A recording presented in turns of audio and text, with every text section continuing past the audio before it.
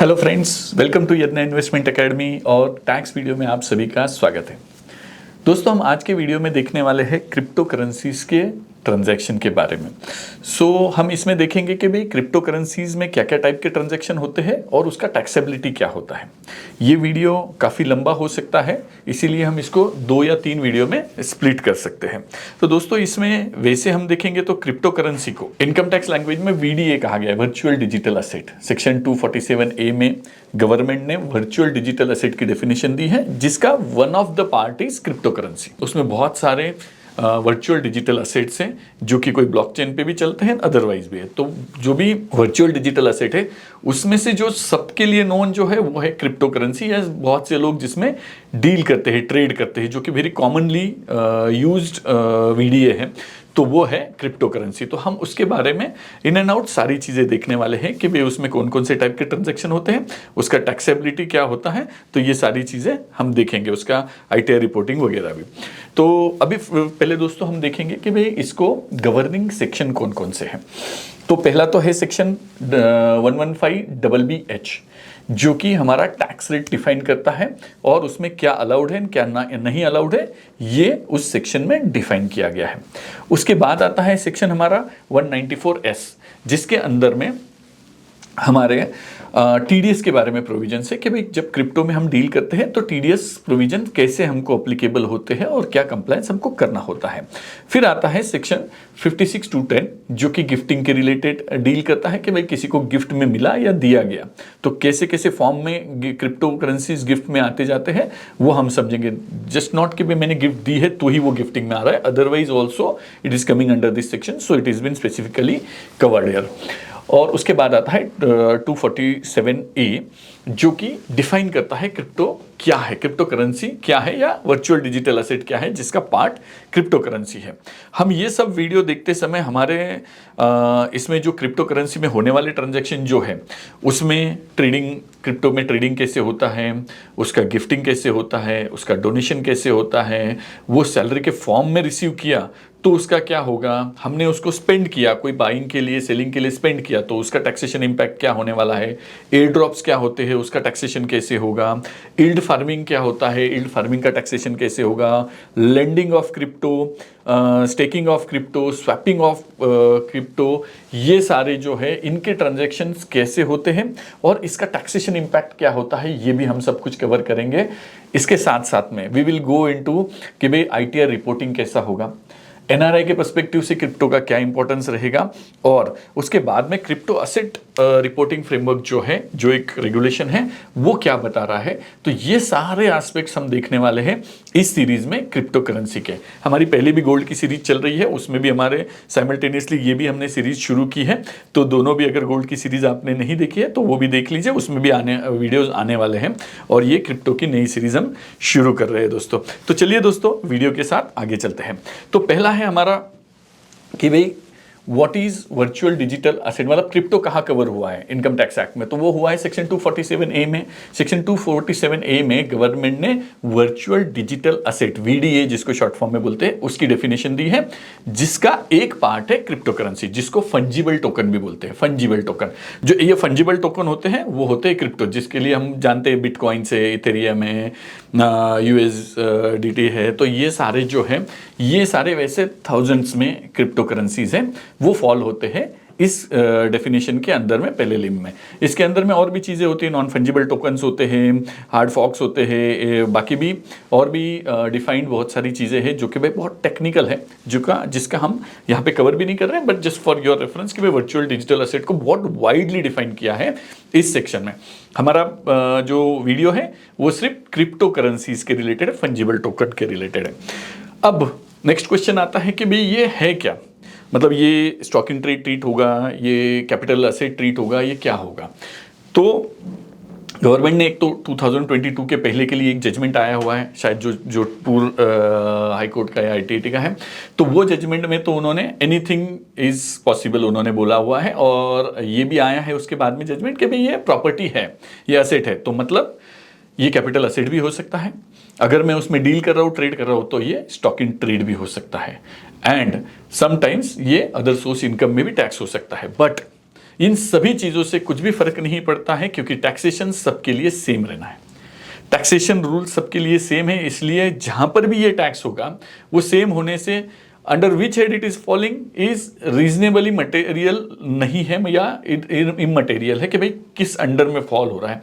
ये बस हमारा नोमेनक्लेचर है कि भाई मैं इसमें बिजनेस डील कर रहा हूँ या मैं इसके अंदर में नॉर्मल कैपिटल गेन की तरह, इन्वेस्टमेंट की तरह ट्रीट कर रहा हूँ। तो इसीलिए ये स्टॉक इन ट्रेड भी हो सकता है और ये कैपिटल असेट भी हो सकता है, कैपिटल गेन पर्पस के लिए भी हो सकता है। तो मतलब कुछ भी हो, इसका टैक्सेशन सिमिलर होना है, बट दोनों कैटेगरी में फॉल हो सकता है। फिर हमारा सेक्शन 115BBH जो कि इसका टैक्स रेट डिफाइन करता है, वो क्या बोलता है। तो सेक्शन 115BBH ये बोलता है कि भाई जो क्रिप्टो करेंसी है उसमें जब हम ट्रांसफर करेंगे, उसको जब हम ट्रांसफर करेंगे, transfer can be in any form, it can be in exchange, it can be sale, exchange, relinquishment, extinguishment, बहुत सारे डेफिनेशंस दे रखे हैं इनकम टैक्स एक्ट में कि भाई what could be the transfer, what could be defined as or mean as transfer. तो उसमें बहुत सारी चीजें आ सकती है। तो हम सिंपल में समझते हैं कि भाई सेल कर दिया मैंने और कोई चीज के अगेंस्ट में उसको एक्सचेंज कर लिया, स्वैप कर लिया। तो ये बहुत सारे आने वाले हैं जो कि भी ट्रांजेक्शन बाय ट्रांजेक्शन आएंगे। अभी के लिए हम सेल पकड़ लेते हैं इसको कि भाई जब मैं सेल करता हूं और उस पर मुझे कुछ गेन होता है तो that will be taxed eight 30% flat. उस पर 30% सीधा टैक्स आना है। इट डजेंट मैटर कि भाई मैं किस लैब में हूं, क्या हूं, ये कोई मैटर कर नहीं रहा है। ये स्पेशल रेट प्रोविजन है, ये स्पेशल रेट पे टैक्स होने वाला है, इसीलिए 30% उन्होंने डायरेक्ट डिफाइन किया है।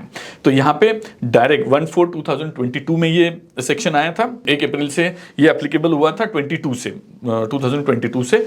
तो वहां पे हमारे लिए इसका फ्लैट रेट आएगा, प्लस उसके ऊपर सरचार्जेंसेस जो भी मेरा स्लैब रहेगा उसके अकॉर्डिंगली आएगा। तो उसके बारे में हम बात नहीं कर रहे, हम सिर्फ क्या बेस रेट आएगा, तो 30% टैक्स सीधा आएगा। इसमें कुछ भी हो सकता है, एक्सचेंज हो सकता है, सेल हो सकता है, ये उन्होंने जो भी डिफाइन की है। तो it can be in any form, but tax rate will be flat 30%। फिर आएगा कि भी ये जो है ये मेरे लिए अगर मैं कैपिटल गेन में भी ट्रीट करता हूं इसको, तो क्या लॉन्ग टर्म, शॉर्ट टर्म ऐसा कुछ होने वाला है, कुछ होने वाला है। तो कुछ भी हो, मीन्स होल्डिंग पीरियड मैटर नहीं करता है इसमें, ट्रांजेक्शन टाइप मतलब ये स्टॉक इन ट्रेड है कि कैपिटल एसेट है, ये भी मैटर नहीं करता। मतलब बहुत सारी चीजें यहां पे इमटेरियल है, क्योंकि सेक्शन इटसेल्फ सेज कि भाई notwithstanding anything else provided in the act, मतलब ये सभी को ओवरराइड कर रहा है। ये सीधा सीधा होल्डिंग पीरियड क्या है मैटर नहीं करता, इसका टाइप क्या है, ये कैपिटल एसेट है कि स्टॉक इन ट्रेड है, मैटर नहीं कर रहा है। इसीलिए इसको कोई भी बाकी नेचर उसको मैटर नहीं करने से स्ट्रेट उन्होंने 30% बोल दिया। कैपिटल गेन बोलना है तो कैपिटल गेन बोलो पर 30% दो, स्टॉक इन ट्रेड बोलना है तो स्टॉक इन ट्रेड बोलो पर 30% दो। तो tax rate is flat. It is holding period कुछ भी है, 5 साल है, 10 साल है, 1 साल है, कोई फर्क नहीं पड़ रहा है, आपको 30% फिर भी देना है। तो मतलब एनीथिंग कैन बी द ये मतलब इसमें ये सारी चीजें जो है सराउंडिंग चीजें कुछ भी हो, जो गेन आएगा उस पर 30% तो भरना ही है। तो इसीलिए होल्डिंग पीरियड नहीं मैटर कर रहा है, कोई मैटर नहीं कर रहा है, 30% टैक्स रेट फ्लैट है हमारे लिए।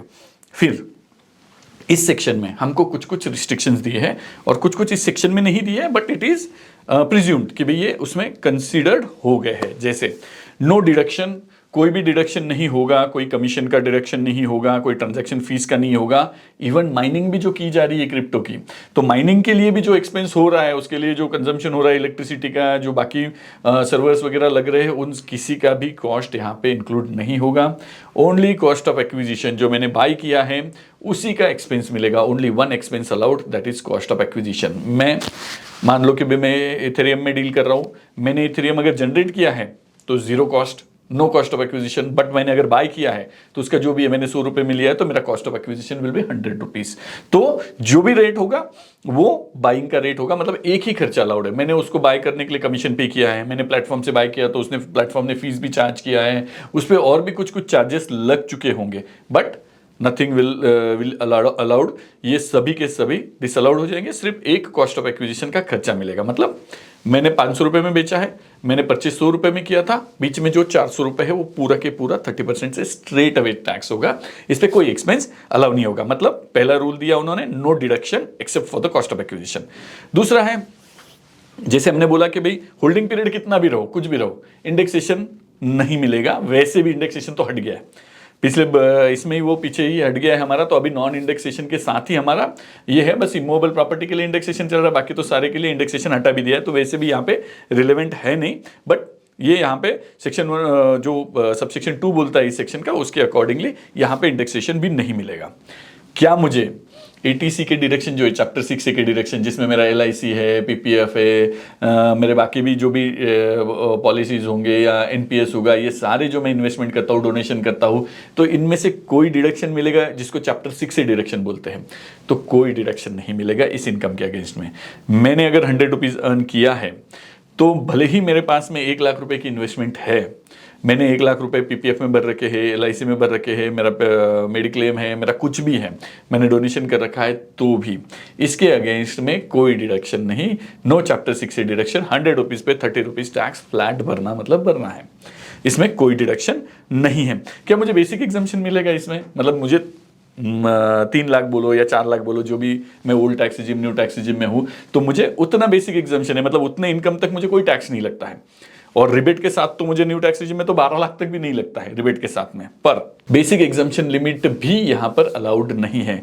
मान लेता हूँ फॉर एग्जाम्पल मेरे पास में कोई इनकम नहीं, बस मैंने साल भर में क्रिप्टो में कुछ डील किया, कोई करेंसी मैंने बाय की और सेल कर दी, उसमें मुझे 2 लाख रुपए का फायदा, 1 लाख रुपए का प्रॉफिट हो गया। तो वो 1 लाख रुपए का प्रॉफिट पे मुझे 30,000 टैक्स भरना मतलब भरना ही है, even though I don't have any other income. मेरे पास में सिर्फ उतना 1 लाख रुपए का इनकम है, फिर भी 30% से टैक्स देना है। No basic exemption limit, no chapter 6 से डिडक्शन, नो इंडेक्सेशन, नथिंग, कोई भी मुझे मिलने वाला नहीं है गोइंग फॉरवर्ड। और आगे जाके जो रिबेट है, जब बेसिक एग्जम्पशन ही नहीं तो रिबेट के बारे में सोचना भी नहीं है, पर हमको टच तो करना ही है इसको कि भी मेरा मान लो कि भाई इनकम है, अदर इनकम मेरा सैलरी का 6 लाख रुपए है और 8 लाख रुपए है, और मेरे पास में 1 लाख रुपए या 2 लाख रुपए का क्रिप्टो का इनकम है। मैं न्यू टैक्स रिजिम में हूँ तो मुझे 12 लाख रुपीस तक जो है मेरे पास में रिबेट के साथ में मुझे टैक्स नहीं भरना है। तो यहाँ पे 8 लाख सैलरी है, 2 लाख क्रिप्टो है, 10 लाख ही हो रहा है, तो मुझे टैक्स भरने की ज़रूरत है क्या? क्योंकि मैं विद इन लिमिट हूँ, तो हाँ डेफिनेटली भरना है, क्योंकि 8 लाख तक के लिए ही मुझे रिबेट का बेनिफिट मिलेगा। ये जो 2 लाख है इसके ऊपर मुझे टैक्स भरना पड़ेगा 60,000 रुपीज़ प्लस सरचार्ज, यानी प्लस सेस। सरचार्ज तो लगेगा नहीं क्योंकि इनकम ही थोड़ा है, तो सेस तो 4% का लगेगा, तो 31.2% से मुझे टैक्स भरना पड़ेगा, क्योंकि स्पेशल रेट टैक्स है। स्पेशल रेट टैक्स के लिए गवर्नमेंट ने वैसे भी रूल कर दिया है कि special rate tax will not be subject to 87A rebate. 87A के रिबेट जो है वो वैसे भी स्पेशल रेट टैक्स को नहीं मिलेगा, तो मुझे उस पर टैक्स भरना ही है।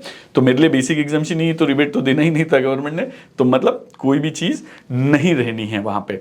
तो हमारे लिए इसका सर्क्यूलर 13/2025 में इसको क्लैरिफाई किया है कि भाई नो चैप्टर 6 से 87A रिबेट। अब ये हो गया गेन कैलकुलेशन करते समय क्या चीज़ें अलाउड हैं क्या नहीं है। अब मैंने जब ट्रेड किया, उसमें मैंने जब सेल किया, उसको मैंने खरीद किए थे, मैंने परचेज किए, सेल कर दिए। अब मैंने दो करेंसी में दो क्रिप्टो करेंसी में डील कर लिया। हम नाम लेने की जरूरत तो नहीं है, बट 1 और 2 बोलता हूँ मैं। क्रिप्टो है, बिटकॉइन है और इथेरियम है या यूएसडीटी भी है मान लो। तो कोई भी 2 करेंसी 3 करेंसी में मैंने डील किया। पहले मैंने करेंसी 1 बाय किया 1000 में, 1 लाख में, उसको सेल कर दिया 2 लाख में। 1 लाख में परचेस किया था, 2 लाख में सेल कर दिया। उसमें बाकी तो कुछ नहीं मिलना है, पर 1 लाख के प्रॉफिट पे मुझे टैक्स आना है। कॉस्ट ऑफ एक्विजिशन जो है मेरा वो अलाउड है 2 लाख माइनस 1 लाख, 1 लाख का प्रॉफिट हो गया। दूसरा मैंने दूसरा करेंसी में डील किया जिसमें मुझे 1 लाख में मैंने बाय किया था, मैंने उसको 50,000 में बेचा, लॉस में बेचा, टूट गया उसका प्राइस, तो मैंने 50,000 में बेचा। तीसरे करेंसी में मैंने डील किया, 1 लाख में बाय किया, उसको 1.5 लाख में बेचा। फिर मैंने उसको 1.5 लाख पे वापस वो आया था, मैंने 1.5 लाख पे वापस उसको बाय किया और वापस वो गया 1.25 पे, वापस मैंने उसको नीचे जाके बाय कर लिया, मतलब नीचे जाके सेल किया। वो टूटने लगा तो मैंने 1.25 पे सेल किया। हमारे पास में 3 ट्रांजैक्शन है। पहला ट्रांजैक्शन, पहले करेंसी में मैंने डील किया, 1 लाख में बेचा, 1 लाख में खरीदा, 2 लाख में बेचा, 1 लाख का स्ट्रेट प्रॉफिट, इस पर मुझे 30% टैक्स भरना है। दूसरा ट्रांजैक्शन है, मैंने दूसरे करेंसी में डील किया है, 1 लाख में खरीदी किया और 50,000 में बेचा, वहां पे 50,000 का लॉस है मेरे पास में। ये 50,000 का लॉस क्या मेरे ऊपर के पहले करेंसी के अगेंस्ट में 50,000 सेट ऑफ होगा? पहले 1 लाख का प्रॉफिट है मेरे पास में, अब ये 50,000 का लॉस है, क्या सेट ऑफ होगा? No set off. कोई सेट ऑफ अलाउड नहीं है 2 वीडीए के बीच में, मतलब 2 क्रिप्टो करेंसी के बीच में कोई नहीं है, कोई सेट ऑफ नहीं मिलेगा। तीसरा ट्रांजैक्शन मेरा, मैंने 1 लाख में खरीदा, 1.5 लाख में बेचा, 50,000 का प्रॉफिट, पर फिर मैंने वापस 1.5 लाख में खरीदा था और उसमें मैंने 1.25 में बेचा, 1.25 में बेचा। तो मेरे लिए यहाँ पे दूसरे ट्रांजैक्शन में, पहले ट्रांजैक्शन में 50,000 का प्रॉफिट, अब दूसरा ट्रांजैक्शन 1.5 लाख पे खरीदी किया और 1.25 में बेच दिया, लॉस में बेचा, तो 25,000 का लॉस हो गया। तो क्या ये 50,000 के अगेंस्ट में, उसी थर्ड करेंसी के अगेंस्ट में, 50,000 के प्रॉफिट के अगेंस्ट में ये 25,000 का लॉस सेट ऑफ होगा? हाँ, हो जाएगा। उसी साल में है तो हो जाएगा। मतलब हमने 3 ट्रांजैक्शन देखे, पहले इसमें पहले करेंसी में स्ट्रेट प्रॉफिट है, उसमें कोई दूसरा ट्रांजैक्शन नहीं है, तो उस पर मुझे 30% टैक्स भरना, मतलब भरना, उसमें दूसरा कोई ट्रांजैक्शन नहीं है ड्यूरिंग द ईयर, बात खत्म, उस पर 30% भरो। दूसरी करेंसी में ट्रांजैक्शन हुआ, 50,000 का लॉस हुआ, उसके अगेंस्ट में भी दूसरा कोई ट्रांजैक्शन नहीं है, वो सिंगल ट्रांजैक्शन है ड्यूरिंग द ईयर, उस पर मुझे कोई बेनिफिट नहीं, वो लॉस वेस्ट हो गया। यहां पे 1 लाख पे 30,000 भर दिया मैंने, यहां पे ये 50,000 जो लॉस आया है उस पर कोई बेनिफिट नहीं, वो लॉस वेस्ट है, कोई फायदा नहीं। तीसरे करेंसी में 50,000 का प्रॉफिट हुआ, 25,000 का लॉस हुआ, क्योंकि सेम करेंसी में और सेम ईयर में, बहुत इंपॉर्टेंट चीज है, सेम करेंसी सेम ईयर में मैंने अगर उसमें एक में प्रॉफिट किया और एक में लॉस किया, that can be set of. मुझे इस पे सिर्फ 50,000 पे नहीं भरना है, 25,000 पे टैक्स भरना है। 50,000 का प्रॉफिट, 25,000 का लॉस, ऐसे मिलके मुझे सिर्फ बचे हुए 25,000 का जो प्रॉफिट है उस पर टैक्स भरना है। तो ये एक चीज हो गई कि भाई मुझे during the year set of जो है, एक करेंसी के अगेंस्ट में दूसरे करेंसी का कोई सेट ऑफ नहीं मिलेगा, उस पे टैक्स भरना है, लॉस वाला वेस्ट हो गया। अब ये जो दूसरी करेंसी में जो मुझे 50,000 का लॉस हुआ था, क्या मैं उसको कैरी फॉरवर्ड कर सकता हूं अगले साल के लिए? चलो अगले साल में ट्रेड कर सकता हूं ना। करेंसी 2 जो है, करेंसी 2 में मैं हो सकता है अगले साल में खरीदूं और वहां पे मुझे गेन हो जाए, तो मैं उसको कैरी फॉरवर्ड कर सकता हूं। तो ब्लैंकेट डिनायल, कोई लॉस का कैरी फॉरवर्ड ये होगा नहीं, आगे कोई लॉस इस साल से दूसरे साल में जाएगा नहीं, ब्लैंकेट डिनायल। तो मतलब मेरे पास में जिस करेंसी में प्रॉफिट हुआ है उस करेंसी में ही लॉस हुआ तो ही मुझे सेट ऑफ अलाउड है, बाकी सभी चीजें बैन, सभी चीजें ban. Even for next year also I can not carry it forward. बाकी चीजों में अगर मुझे लॉस होता है तो मैं 4 साल या 8 साल तक कैरी कर सकता हूं। मुझे कैपिटल गेन में लॉस हो गया, शेयर्स में हो गया, म्यूचुअल फंड में हो गया, प्रॉपर्टी में हो गया, तो मुझे वहां पे कैरी फॉरवर्ड करने का अलाउड है, मैं उसको आगे लेके जा सकता हूं। पर क्रिप्टो में not allowed, not allowed, not allowed, पूर्ण कंप्लीट डिनायल है। सेक्शन सबसेक्शन 2 ये बोलता है। अगर हम उसको डिटेलिंग में जाएं तो मतलब मेरे पास में no carry forward of losses, पहली बात तो कि भाई इस साल में हुआ लॉस अगले साल में जाएगा नहीं। दूसरा, जो लॉस हुआ है एक वीडीए में वो मेरे लिए दूसरे वीडीए में भी अलाउड नहीं है। मतलब एक क्रिप्टो करेंसी का लॉस दूसरे करेंसी के प्रॉफिट के अगेंस्ट में नॉट अलाउड, नॉट अलाउड। वो लॉस वाला लॉस वेस्ट हो जाएगा, गेन वाले को टैक्स भरना पड़ेगा। तीसरी चीज, क्या ये गेन जो हुआ है या ये जो लॉस हुआ है वो कोई अदर इनकम के अगेंस्ट में सेट ऑफ मिलेगा मुझे? क्रिप्टो का छोड़ दो, मुझे दूसरे शेयर्स में कैपिटल गेन हुआ है या म्यूचुअल फंड में हुआ है या प्रॉपर्टी में हुआ है, तो क्या वहां पे मिलेगा मुझे?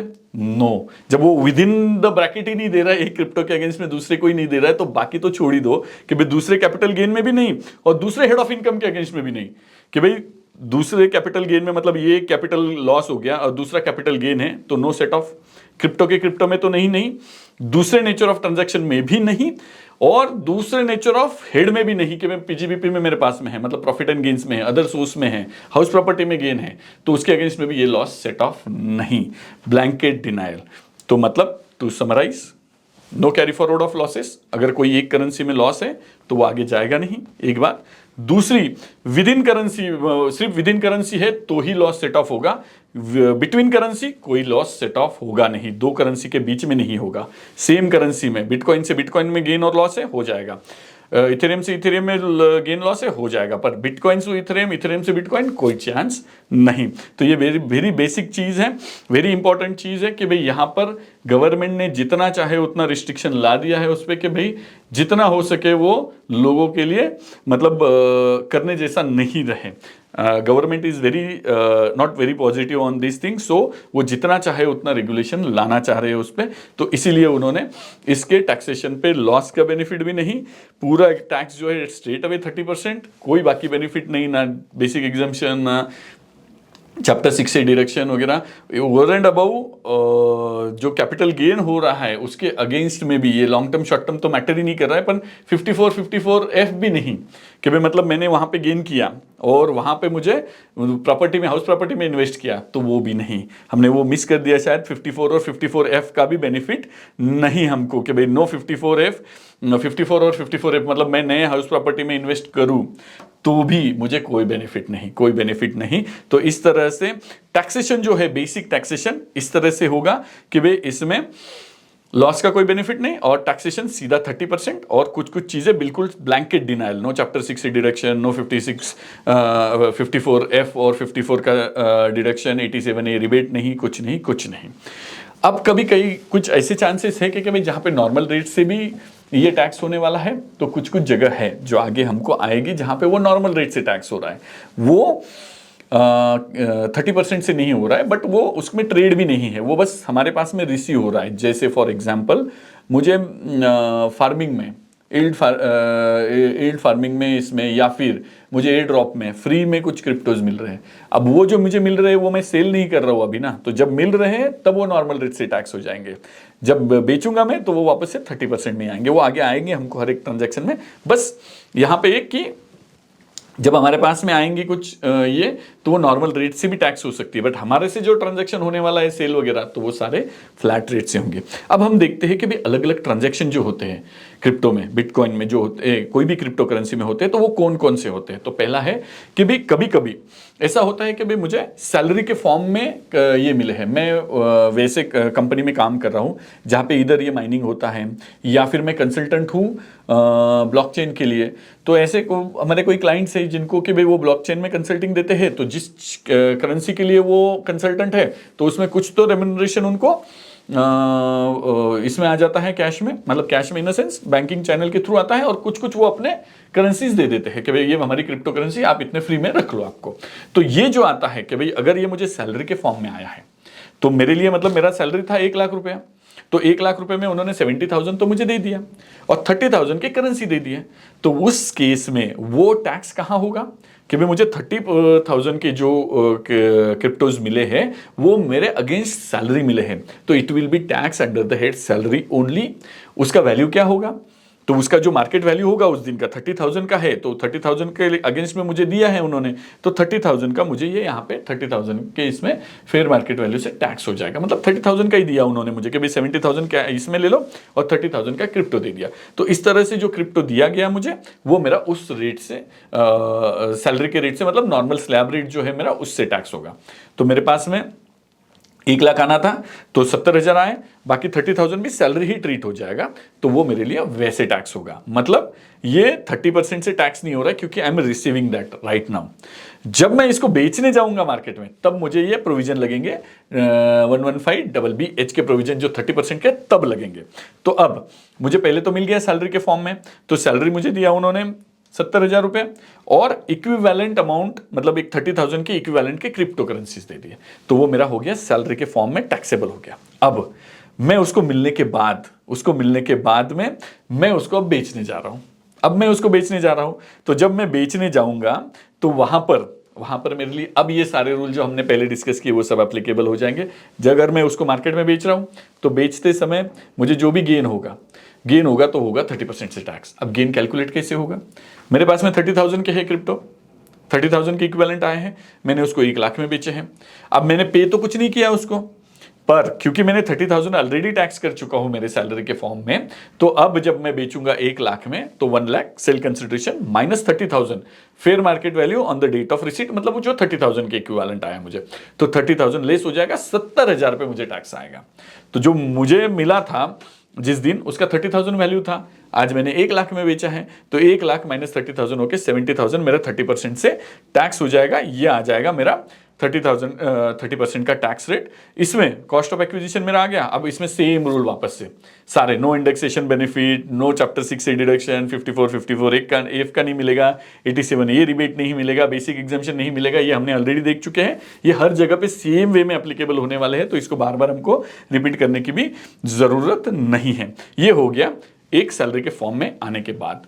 अभी कभी कभी ऐसा होता है कि भाई मेरे पास में एक क्रिप्टो है, मतलब मेरे पास में एक वॉलेट है, दूसरे वॉलेट है, 2-3 नंबर ऑफ वॉलेट्स होते हैं, तो मैंने बस with in the wallet transfer किया इसको, मेरे खुद के ही वॉलेट में, मेरे खुद के ही एक वॉलेट से दूसरे वॉलेट में ट्रांसफर किया, तो क्या ये ट्रांजैक्शन टैक्सेबल होगा, ये ट्रीट होगा? तो नहीं। With in wallet, between the wallet जो ट्रांजैक्शन है, जहां पर ओनर सेम है, पैन सेम है, तो वहां पर कोई ट्रांजैक्शन टैक्सेबल नहीं होगा, कोई ट्रांजैक्शन टैक्सेबल नहीं होगा। ये just changing of the pocket है, यहाँ इस पॉकेट से निकालकर उस पॉकेट में रख दिया मैंने, तो ये जो ट्रांजैक्शन है ये टैक्सेबल नहीं होगा। यहाँ पर सीधा सीधा हमारा बस हैंड चेंज हुआ है, सेम ही पर्सन के पास है, इसलिए no taxation if it is been transferred within और between the wallet. Between the wallet है तो कोई टैक्सेशन नहीं है। ये हो गया हमारा, पहले हमने सैलरी देखा, फिर between the wallet transaction transfer देखा, फिर सिर्फ मैं होल्ड कर रहा हूँ, मैंने बाय किए, आज बाय कर लिया, 1 लाख रुपए के क्रिप्टो करेंसीज बाय कर लिया, बस पड़े हैं मेरे पास में, होल्ड कर रहा हूं मैं, कुछ नहीं करना है मुझे, बस ऐसे ही पड़े हैं, ईयर एंड हो गया। अब इस पे कुछ ट्रांजैक्शन कुछ होना है मेरे लिए, कोई बात नहीं है, इस पे मुझे कुछ नहीं होना है। इस पे मुझे, क्योंकि मैंने बाय किए हैं, तो एक तो टीडीएस के प्रोविजन लग सकते हैं, जिसके लिए हम अलग से वीडियो में देखने वाले हैं, टीडीएस प्रोविजन कैसे एप्लीकेबल होंगे, किस किस को एप्लीकेबल होंगे। तो टीडीएस बस एप्लीकेबल होने वाला है, बिकॉज आई एम बायर, तो मुझे सेलर से टीडीएस डिडक्ट करना है, किसको एप्लीकेबल होगा वो भी हम देखेंगे। फिर यहां पर क्योंकि होल्ड कर रखा हूं तो कोई ट्रांजैक्शन नहीं, कोई टैक्स नहीं, क्योंकि ट्रांसफर ही ट्रीट नहीं हो रहा है, तो यहां पे कोई नहीं, बस आईटीआर रिपोर्टिंग इंपॉर्टेंट रहेगा। तो आईटीआर में रिपोर्टिंग एक बात रहेगी जिसको हम अलग से कवर करने वाले हैं, जिसमें आपको समझ में आ जाएगा कि भाई आईटीआर रिपोर्टिंग कहां कैसे करना है और उसका नहीं करने का इंप्लीकेशन क्या रहने वाला है। तो आईटीआर रिपोर्टिंग, टीडीएस, ये 2 रहेंगे। बाकी जब मैं बाय करके सिर्फ होल्ड कर रहा हूं, मेरे वॉलेट में ही पड़े हैं, होल्डिंग है मेरे पास में, तो कोई ट्रांजैक्शन नहीं, कोई टैक्स नहीं, टैक्सेशन पॉइंट ऑफ व्यू से कोई नहीं, टीडीएस और आईटीआर रिपोर्टिंग का ये रहेगा। फ्रेंड्स, यहां तक हम इस वीडियो को होल्ड करते हैं। आगे हम बाकी स्पेंडिंग उनके क्या होते हैं, उनके बाकी जो ट्रांजैक्शंस होने हैं, ये सारे ट्रांजैक्शन हम अगले वीडियो में कंटिन्यू करेंगे। यहां तक आपको ये ध्यान में आ गया होगा, ये मैं आशा करता हूं। अगर आपको अच्छा लगा है तो लाइक, शेयर और सब्सक्राइब कीजिए, और आपको इसमें और भी कुछ ट्रांजैक्शन जो हमने बताया उससे अलग से भी कुछ समझना है, जो हमने इंडेक्स में रखा है, तो वो भी लिख दीजिए, तो हम उसको भी कवर करेंगे। आगे हमारे 1 या 2 वीडियो इसमें बनेंगे, तो उसमें हम बिल्कुल उसको कवर करने का ध्यान रखेंगे। Thank you for watching.